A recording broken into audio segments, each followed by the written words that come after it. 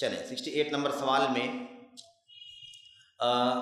بہت ہی زیادہ ایک اہم نقطے کی طرف رہنمائی کی گئی ہے، اور آج کل یہ سوال بہت تیزی کے ساتھ آتا ہے، بہت تیزی کے ساتھ یہ سوال آتا ہے، اور اس کا جواب، سوال اور جواب یہاں پر موجود ہے۔ سوال کیا ہے؟ تو سوال پڑھوں گا، آپ کے سامنے وہ چیز آ جائے گی کہ سوال کیا چل رہا ہے۔ سوال یہ کیا گیا ہے کہ کسی ایسے استاذ سے علم حاصل کرنے کا کیا حکم ہے جس کا اسماء اور صفات کے باب میں اہل سنت سے، سلف سے اختلاف ہو۔ سوال سمجھ میں آ گیا؟ کوئی ایسا عالم ہو، استاذ ہو، جس آدمی کا اللہ تبارک و تعالیٰ کے اسماء اور صفات کے باب میں، اسماء و صفات، اللہ کے ناموں، اللہ کی صفتوں کے بارے میں جو اہل سنت والجماعت کا، سلف کا، اہل حدیث کا جو منہج ہے کتاب و سنت کے مطابق، اس کے خلاف اس کا نظریہ، اس کا عقیدہ ہے، تو ایسے آدمی سے علم حاصل کرنے کا کیا حکم ہے؟ یہ سوال ہے۔ آپ یعنی شیخ صالح فوزان سے درخواست کی گئی کہ آپ اس سوال کا جواب دیجیے۔ اچھا، اب یہاں ایک بات تو آپ یاد رکھیں، بات کہی جا رہی ہے کسی ایسے استاد سے، اس کا مطلب یہ ہے کہ جس سے علم حاصل کرنے کی بات ہو رہی ہے وہ کوئی جاہل نہیں ہے، بلکہ وہ کیا ہے؟ استاذ ہے، مدرس ہے، ٹیچر ہے، عالم ہے، کسی اور چیز کا علم رکھنے والا ہے۔ وہ اسماء و صفات کا بھی علم والا ہو سکتا ہے، اور کسی اور سبجیکٹ کا بھی ہو سکتا ہے، تفسیر کا ہو سکتا ہے، وہ عربک ڈپارٹمنٹ کا ہو سکتا ہے، وہ گرامر کا ہو سکتا ہے، وہ فقہ کا ہو سکتا ہے، وہ سیرت کا ہو سکتا ہے وہ استاذ، لیکن اسماء اور صفات کے باب میں اس کا عقیدہ سلف صالحین کے عقیدے کے مطابق نہیں ہے۔ تو کیا ایسے شخص سے علم حاصل کرنا جائز ہے یا نہیں جائز ہے کہ نہیں؟ اہم سوال ہے کہ نہیں سوال ہے؟ اب جب یہ سوال اگر کیا جا سکتا ہے کہ عالم فاضل ہے، استاذ ہے، مدرس ہے، دکتور ہے، پی ایچ ڈی ہولڈر ہے، ایم اے کیا ہوا ہے، اچھا علم ہے اس کے پاس اپنے سبجیکٹ کا، لیکن مشکل یہ ہے کہ وہ اسماء و صفات کے باب میں اس کا عقیدہ برابر نہیں ہے۔ تو بات ہو رہی ہے عالم سے علم حاصل کرنے کی، لیکن اس کا عقیدہ برابر نہیں ہے۔ اب اگر کوئی ایسا شخص ہو جس کا جو علم والا بھی نہ ہو، جو صاحب علم بھی نہ ہو، تو اس سے علم حاصل کرنے کا کیا حکم ہو؟ اس سے نازک ہے کہ نازک ہے؟ اس سے تو بہت نازک ہے، کیونکہ یہ بات ہو رہی ہے علماء کی، علم والا ہے لیکن مسئلہ اس کے اندر ایک عقیدے کے فساد کا ہے کہ نہیں؟ خیر، آئیے ذرا دیکھتے ہیں جواب کیا ہے میرے بھائیو۔ جواب بڑا اہم ہے۔ جواب یہ ہے، کہتے ہیں کسی ایسے استاذ کا انتخاب کرنا ضروری ہے جس کا عقیدہ اور علم دونوں صحیح ہو۔ علم حاصل کرنے کے لیے کون سا استاذ ڈھونڈنا ہے، کون سے شیخ کی تلاش کرنی ہے، کون سے مدرس کی، کون سے عالم کی تلاش کرنی ہے ہمیں؟ جس کا عقیدہ بھی درست ہو اور جس کا علم بھی درست ہو، دونوں چیز صحیح ہونی چاہیے۔ اچھا، اس کے بعد اب ایک مسئلہ دیکھیں آپ، جس کا عقیدہ اور علم درست، اگر یہ ممکن نہ ہو، یعنی ایسا ڈھونڈنے کے باوجود نہ ملے، اس کا کیا مطلب نکلتا ہے؟ مطلب اس کا یہ ہے کہ یہ کام کرنا ہے، انتخاب کرنا ہے، ڈھونڈنا، سلیکٹ کرنا ہے ایسے عالم کا جس کے پاس عقیدہ بھی درست ہو اور اس کا علم بھی پختہ ہو، ٹھوس، اس سے علم حاصل کرنا ہے۔ یہ ڈھونڈا جائے، اس کی تلاش کی جائے اور اس سے علم حاصل کیا جائے، تاکہ ہمیں وہ حدیث پڑھائے تو بھی عقیدہ گڑبڑ نہ ہو، فقہ پڑھائے تبھی عقیدہ فاسد نہ ہو، عربی پڑھائے تب بھی عقیدہ فاسد نہ ہو، کوئی بھی سبجیکٹ پڑھائے عقیدے کا بھی صحیح رہے گا تو کبھی ہمارا عقیدہ خراب کرنے کا معاملہ نہیں آئے گا۔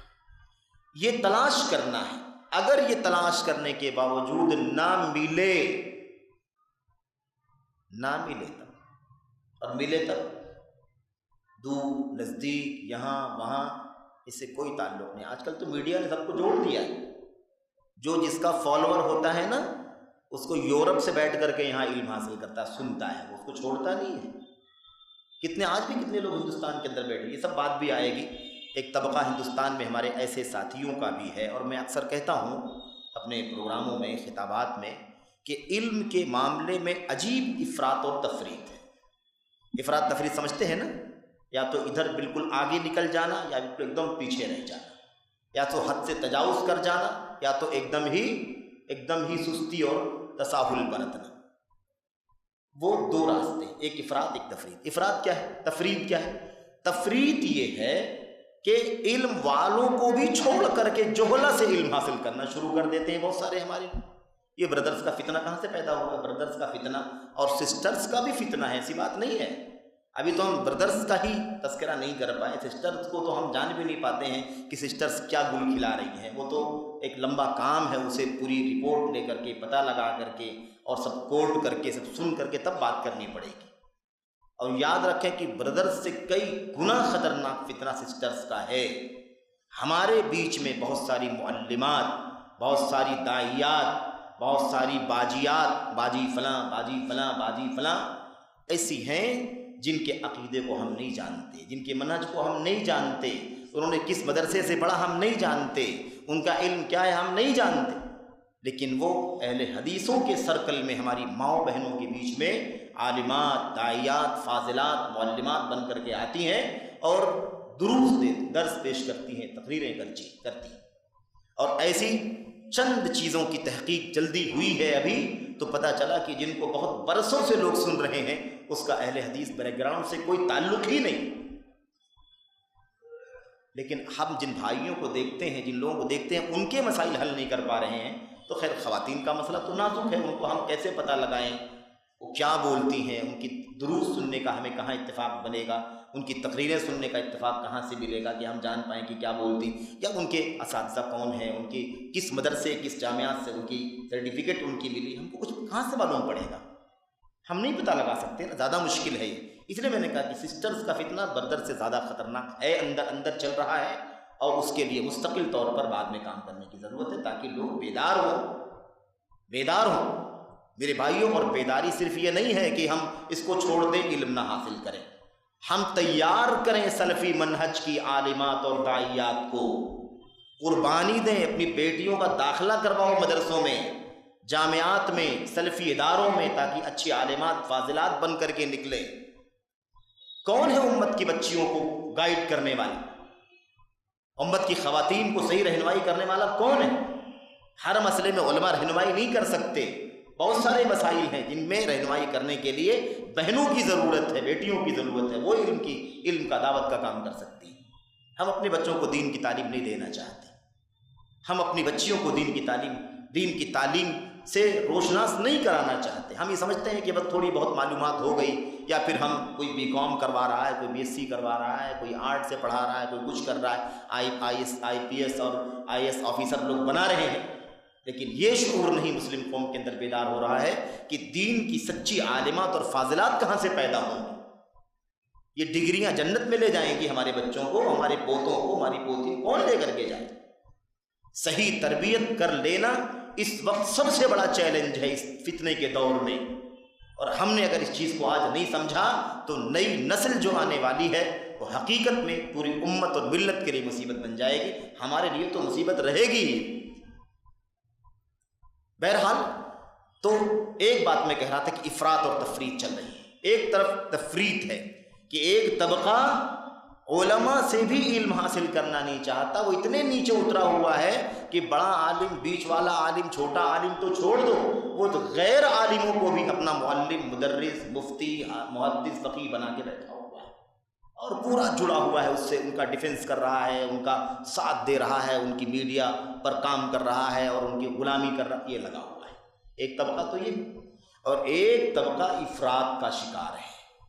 وہ کون سا ہے؟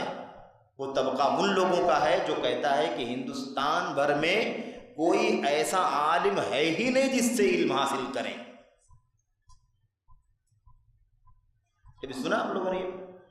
سنے ہوں گے آپ، نئے جوان، نئے بچے ضرور سنے ہوں گے، جانتے ہوں گے۔ ان کا کہنا ہے کہ ہندوستان میں کوئی عالم ہے نہیں جس سے علم حاصل کریں۔ تو میں اکثر کہتا ہوں میرے بھائیوں کہ اگر ہندوستان میں کوئی عالم اور اہل حدیث عالم نہیں ہے تو اللہ تبارک و تعالیٰ کی طرف سے ہندوستان والوں پر حجت کیسے قائم ہوگی؟ سعودیہ جا کے علم حاصل کریں گے وہ، یورپ جا کے علم حاصل، حجت کیسے قائم ہوگی بھائی؟ اللہ اس امت ہندوستان کا حساب نہیں لے گا، کیسے حساب لے گا؟ یہاں عالم ہی نہیں پیدا کیا اللہ تبارک و تعالیٰ نے کتاب و سنت کی رہنمائی کر۔ تو یہ عجیب افراط ہے تفریط. ایک طبقہ جاہلوں کو امام بنائے ہوئے ہے اور ایک طرف بڑے بڑے علماء کو, طلباء کو بھی وہ کہتا ہے کہ علم حاصل کرنے کے قابل ہی نہیں. کون علم حاصل کرنے کے قابل ہے؟ یورپ میں ہے, کوئی دبئی میں ہے, کوئی امارات میں ہے, کوئی کہاں ہے بھائی, یہاں ادھر پڑوسی ملک کیا نام ہے سری لنکا میں ہے, مالدیپ میں, یہاں وہاں ان کو. ہندوستان میں کوئی علم حاصل کرنے کے قابل علم والا ہے. یہ افراط تفریط کس قدر فتنہ ہے میرے کو. بہرحال یہاں سے بات نکل گئی, استاذ کی بات چل رہی تھی نا.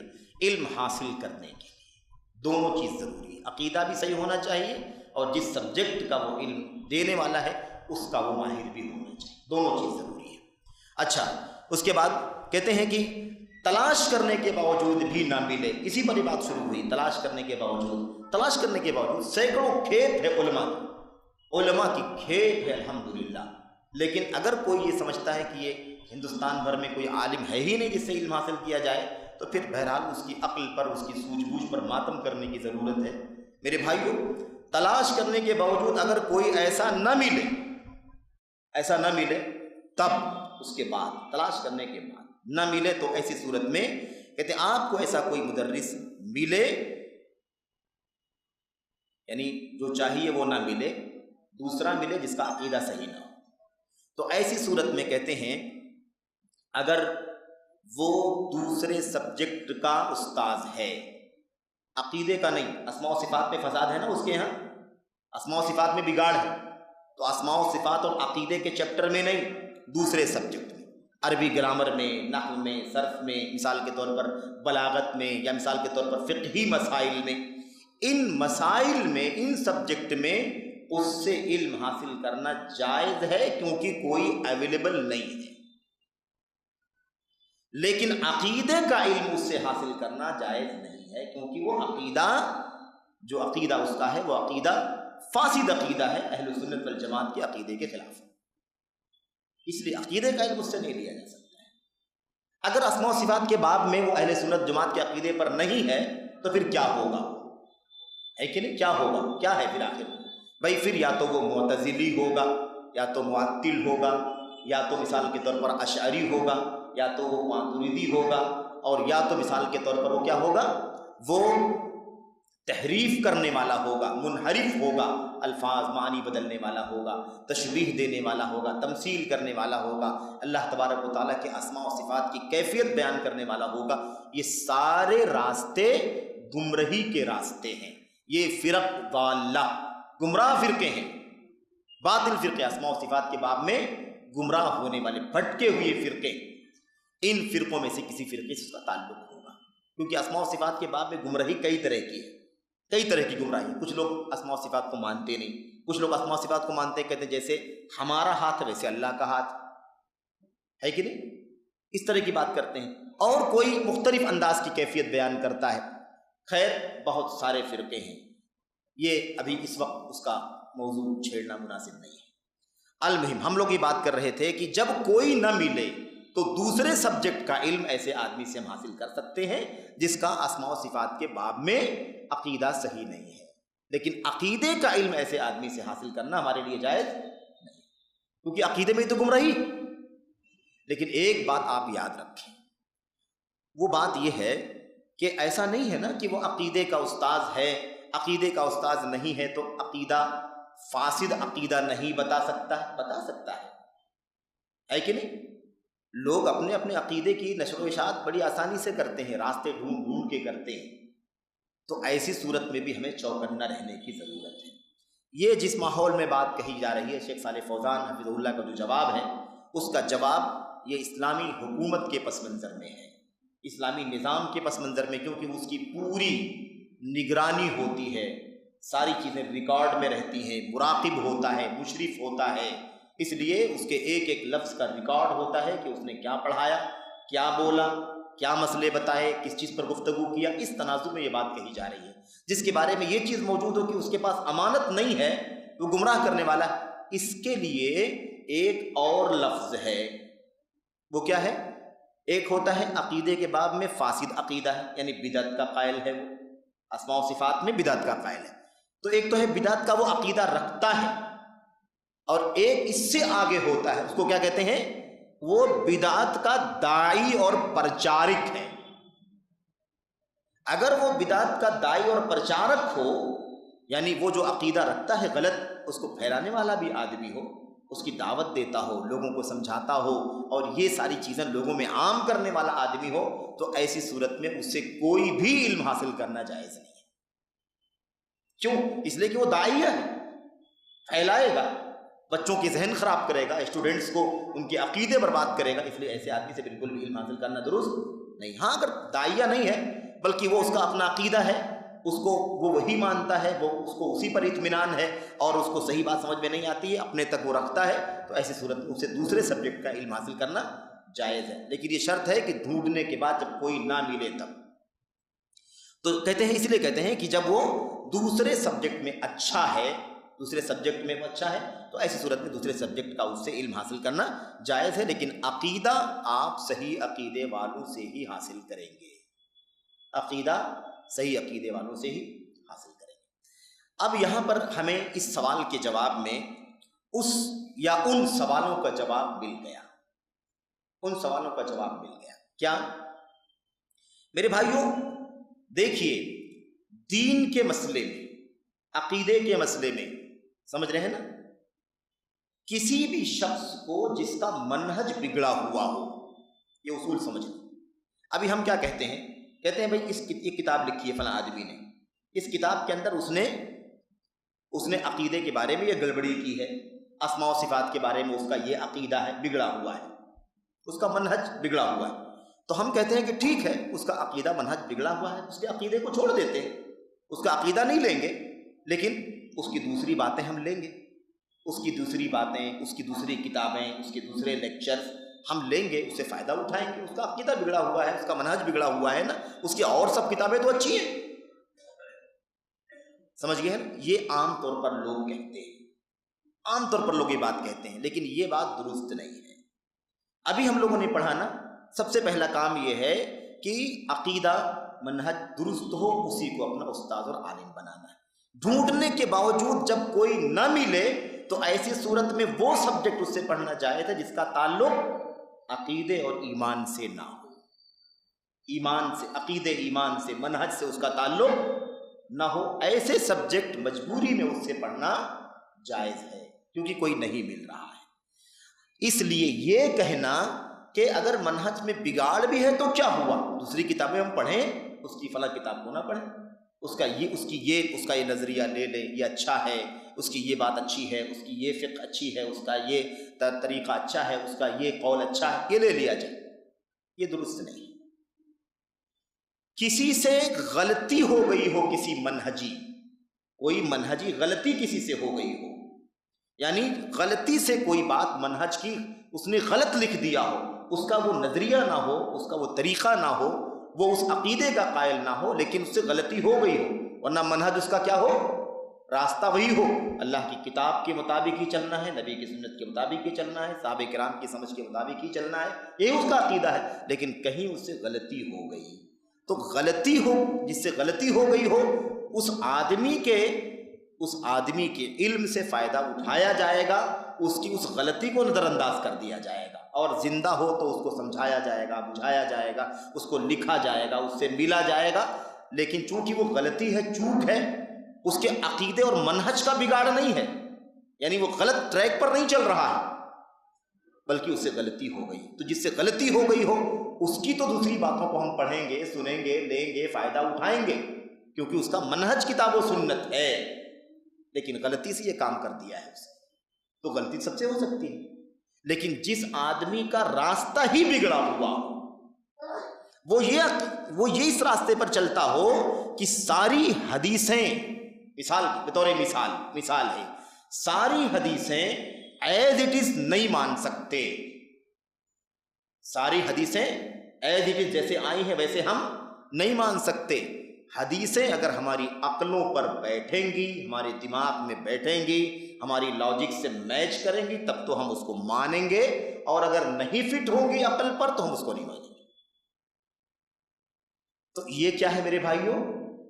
یہ منہج ہے، یہ منہج ہے، فاسد منہج، بگڑا ہوا منہج ہے نا، باطل منہج، گمراہی کا منہج، تو ایسے فاسد اور باطل منہج والے سے دین کا کوئی علم حاصل نہیں کریں گے، بلکہ ہم اس کو پروموٹ بھی نہیں کریں گے، اس کی کتاب سے ہم کوئی چیز کوٹ بھی نہیں کریں گے۔ صحیح بات یہی ہے، سمجھ رہے ہیں نا؟ کیوں؟ اس لیے کہ اس کا مطلب یہ ہوگا کہ ہم اس غلط منہج والے کو پروموٹ کر رہے ہیں، اس کو ہم بڑھاوا دے رہے ہیں۔ ہمارے اپنی کتابوں میں، اپنی تقریروں میں اس کا حوالہ دینے کی وجہ سے جو لوگ اس کو پڑھیں گے، جو لوگ اس کو سنیں گے، کیا سمجھیں گے؟ قابل اعتبار آدمی ہے، معتبر آدمی ہے، مستند آدمی ہے، اس کی بات کو سنو، اس کی چیزوں کو پڑھو، اس سے علم حاصل کرو۔ پھر اس کی گندگی بھی ساتھ ساتھ میں کیا ہوگی؟ عوام کے اندر عام ہو جائے۔ فرق سمجھ میں آ گیا؟ غلطی ہو جانا، چوک ہو جانا ایک عام بات ہے، کوئی غلطی سے مبرہ نہیں ہے۔ تو غلطی خطا غلطی کرتے ہوئے کوئی چیز ہو جائے تو چلو ٹھیک ہے، لیکن ایک آدمی کا راستہ ہی بگڑا ہوا ہے، اس کا منہجی کیا ہے؟ بگڑا۔ وہ سنت کے راستے پر ہے ہی نہیں، وہ تو عقل کے راستے پر چلتا ہے بھائی، ہر چیز کو عقل پر پرکھتا ہے، عقل پر فٹ ہوتی ہے تو مانتا ہے، نہیں فٹ ہوتی تو نہیں مانتا، وہ تو عقلانی ہے، سنت پرست نہیں ہے بلکہ عقل پرست ہے، لاجک کے پیچھے چلنے والا آدمی ہے، یہ اس کا نظریہ ہے، اور اس کی کتابوں میں اس کے ثبوت موجود ہیں، اس کی تحریروں میں اس کے ثبوت موجود ہیں، اس کے آرٹیکلز میں اس کے ثبوت موجود ہیں، اس کے ماننے والے اسی راستے پر چل رہے ہیں، اس کے ثبوت موجود ہیں۔ تو بالکل واضح ہے کہ وہ غلطی نہیں کر رہا ہے، بلکہ وہ جان بوجھ کر کے وہ اسی راستے پر چل رہا ہے کہ میں عقل کو اوپر رکھوں گا، سنت کو نیچے رکھوں گا، عقل پر سنت فٹ ہوگی تو مانوں گا ورنہ میں نہیں مانوں گا۔ ایسے شخص کا منہج بگڑا ہوا ہے، ایسے شخص سے علم حاصل کرنا بالکل بھی درست نہیں، کیونکہ یہ تو منہج ہے نا، یہ کہاں کیا ہے؟ یہ منہج ہے، اور منہج ہر جگہ ہوتا ہے۔ عقیدے کے باب میں بھی یہ راستہ آئے گا، عقیدے کا سبجیکٹ ہوگا، یہ منہج آئے گا بگڑا ہوا، جو چیز عقل پہ فٹ ہوگی مانے گا، نہیں فٹ ہوگی نہیں مانے گا۔ اللہ کے اسماء حسنہ فٹ ہوں گے مانے گا، نہیں فٹ ہوگا نہیں مانے گا، وہی مانے گا جو عقل پہ فٹ ہوتا ہے۔ عبادت کا مسئلہ آئے گا، نماز کے مسئلے آئیں گے، جو مسئلہ عبادت کا عقل پر فٹ ہوگا اس کو مانے گا، جو نہیں فٹ ہوگا اس کو نہیں مانے گا۔ حلال و حرام کا مسئلہ آئے گا، جو فٹ ہوگا مانے گا، جو نہیں فٹ ہوگا نہیں مانے گا۔ اخلاق اور کردار کا مسئلہ ہوگا، جو چیز سمجھ میں آئے گی عقل پر فٹ ہوگی مانے گا، اور جو فٹ نہیں ہوگی نہیں مانے گا۔ کیوں؟ اس لیے کہ اس کا راستہ ہی بگڑا ہوا ہے، اس کا راستہ سنت نہیں ہے، اس کا راستہ عقل ہے، جو بھی آئے گا عقل پر فٹ کرے گا۔ اسی لیے منہج ہر جگہ ہے، راستہ ٹریک جو سنت کا راستہ ہے وہ کیا ہے؟ وہ ہر جگہ، عقیدے میں بھی منہج، عمل میں بھی منہج ہے، اخلاق میں بھی منہج ہے، عبادت میں بھی منہج ہے، سیاست میں بھی منہج۔ کیا سیاست منہج سے باہر ہے؟ سیاست منہج سے باہر نہیں ہے۔ الذین ان مکناہم فی الارض اقاموا الصلاة وآتوا الزکاة وامروا بالمعروف ونہوا عن المنکر وللہ عاقبۃ الامور۔ اللہ فرماتا ہے وہ لوگ جنہیں ہم دنیا میں طاقت اگر دے دیتے ہیں تو وہ کیا کرتے ہیں؟ کیا کرتے ہیں؟ اللہ اکبر، دنیا میں توحید کا پرچم لہراتے ہیں، دنیا میں توحید کا پرچم لہراتے ہیں، قرآن کریم اور سنت کو نافذ کرتے ہیں، اور حکومت روئے زمین پر بعد میں قائم ہوگی۔ حکومت، ولایت، بادشاہت، سمجھ رہے ہیں نا، یہ روئے زمین پر بعد میں قائم ہوگی، اور بعد میں قائم ہوتی ہے، اس سے بہت پہلے دل میں قائم ہوتی ہے۔ اور دل میں جب کتاب و سنت کی حکومت قائم ہوتی ہے تو وہ چھلک کر کے ہاتھوں پر آتی ہے، قدموں پر آتی ہے، عمل میں آتی ہے، زندگی میں آتی ہے، دستور میں آتی ہے، اور انسان کی زندگی کتاب و سنت کے سانچے میں ڈھل جاتی ہے۔ نعرہ نہیں ہے یہ صرف اور صرف کہ ہم کہیں کہ حکومت قائم کریں گے، اسلام کی حکومت۔ کہاں اسلام کی حکومت؟ تمہارا عقیدہ صحیح نہیں، تمہارا ایمان صحیح نہیں، عبادات میں خلل ہے، شرک موجود ہے، بدعتیں موجود ہیں، احادیث کا انکار موجود ہے، سنت کا مذاق موجود ہے، عبادات کے اندر عقل پرستی موجود ہے، سیاست کے اندر بے روی موجود ہے، کون سی حکومت قائم ہونے کی بات ہے؟ تو سیاست میں بھی منہج کی ضرورت ہے، وہی منہج، وہی طریقہ جو محمد رسول اللہ صلی اللہ علیہ وسلم نے چل کر کے دکھایا ہے۔ اللہ کے نبی نبی بنائے گئے، سب سے پہلے حکومت بنانے کی کوشش کیا کہ دلوں سے شرک نکال کر کے اس کی جگہ توحید ڈالنے کی کوشش کیا۔ کیا قائم کیا تھا بھائی؟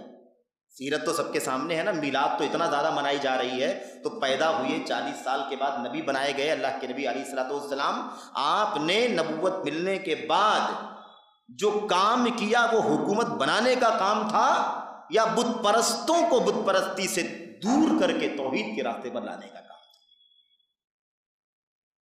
یہ کام حکومت کے نعرہ لگانے والے کر رہے ہیں، بتاؤ ذرا؟ یہاں بھی بہت ہیں، پاکستان میں تو خیر بہت زیادہ بڑے پیمانے پر ہیں میرے بھائیوں، اور پوری دنیا میں ہے کسی نہ کسی نام سے۔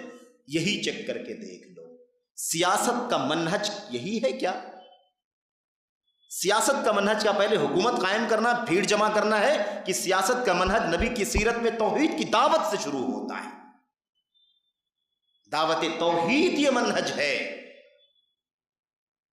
اور اس کے بعد پھر وہ سب آئے گا۔ والعصر ان الانسان لفی خسر الا الذین آمنوا وعملوا الصالحات وتواصوا بالحق وتواصوا بالصبر۔ ایمان، عمل، اس کے بعد دعوت، اس کے بعد دعوت کے راستے میں آنے والی مصیبتوں پر صبر۔ یہ سب 2 1 2 3 سب چھوڑ کیوں دیا بھائی؟ یہ سب کیوں چھوڑا؟ ایمان پہلے صحیح کرو نا، آپ عقیدہ درست کرو۔ توحید کی کتنی دعوت ہے تمہارے یہاں، ایمان کی کتنی دعوت ہے، توحید خالص کی کتنی کتاب پڑھائی جاتی ہے، کون سا سلیبس، کون سا نصاب ہے بتائیں؟ اپنے اداروں کے اندر بتائیں، اپنے جامعات کے اندر بتلائیں، اپنے علماء کے اندر بتلائیں، ان کے رزلٹ لے کر کے آؤ، بتاؤ کہ عقیدے کی اتنی کتاب پڑھی ہے انہوں نے۔ ان کی دعوتی سٹیج کو دیکھ لو، ان کے الگ الگ منچ ہیں، جوانوں کے، بوڑھوں کے، بچوں کے، بچیوں کے، اس میں دعوت کا جو کام ہوتا ہے، بتائیں کتنی توحید کا کام کیا جا رہا ہے، ثابت کریں، بتائیں۔ نعرے لگانے سے، حکومت کی بھیڑ قائم کرنے سے ہر آدمی اپنے اپنے عقیدے پر رہے۔ رافضی رافضیت کا جھنڈا لے کر کے آئے، صوفی صوفیت کا جھنڈا لے کر کے آئے، قبر پرستی کا جھنڈا لے کر کے آئے میرے بھائیوں، اور یہ علماء پرست اور ائمہ پرست مقلدین تقلید کا جھنڈا لے کر کے آئیں۔ سب اپنا اپنا جھنڈا لے کر کے آؤ، کسی کو اپنا جھنڈا ہم اتارنے کے لیے بولتے ہیں، آؤ اکٹھا ہو جاؤ اور ہم حکومت قائم کر دیتے ہیں اسلام۔ کون سی حکومت قائم ہوگی بتائیے آپ؟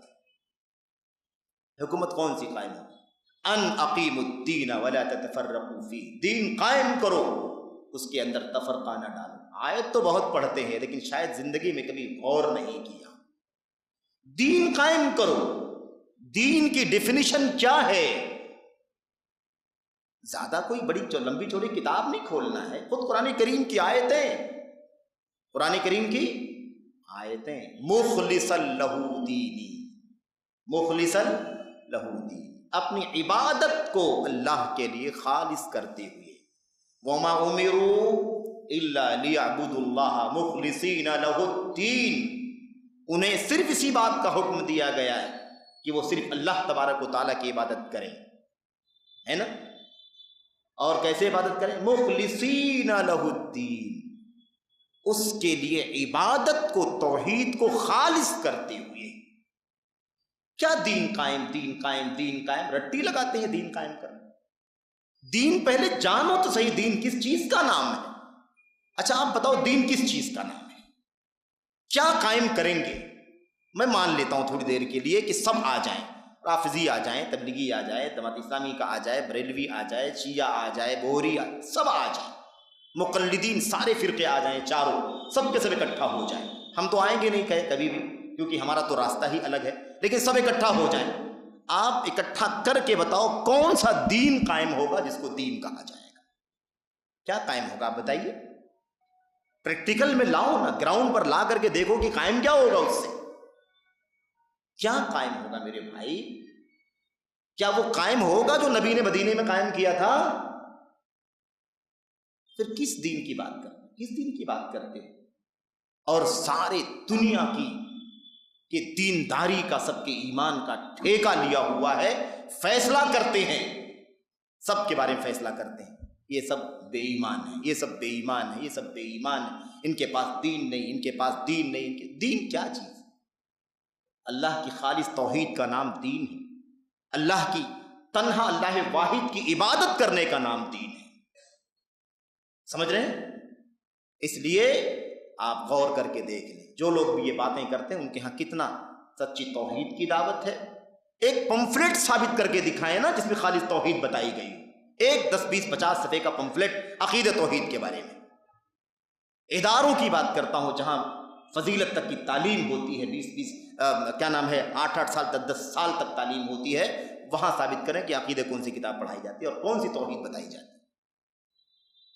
میرے بھائیوں، تو کوئی بھی حکومت ہرگز میرے بھائیوں صرف دعووں سے، بھیڑ لگانے سے، نعرے لگانے سے قائم نہیں ہوگی۔ اسی لیے علامہ البانی نے اور ان سے پہلے لوگوں نے کہا تھا کہ اسلام کی حکومت پہلے دلوں میں قائم کرو، اگر دلوں میں اسلام کی حکومت صحیح معنوں میں قائم ہو جائے گی، تقم لکم فی ارضکم، تو تمہاری روئے زمین پر بھی اسلام کی حکومت قائم ہو جائے گی۔